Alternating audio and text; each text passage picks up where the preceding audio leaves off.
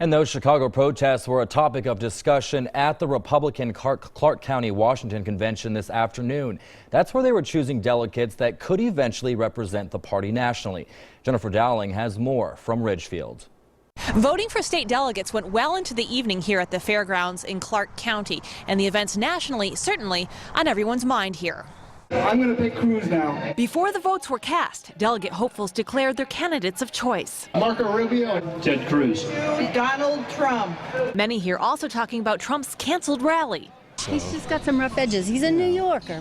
His tone, you mentioned that. Is that part of the reason we saw the violence in Chicago, you think?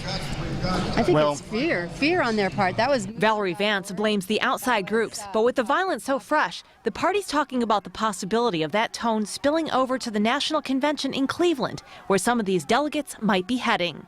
Yes, there was some discussion about it, and of course it's a concern. Peter Silliman was also a state delegate in 2012. He says this year's climate is much different. In 2012, I don't think we had a lot of protests at the national convention in Orlando, but I think there is the possibility of that, and maybe some people are thinking about that in Cleveland this year.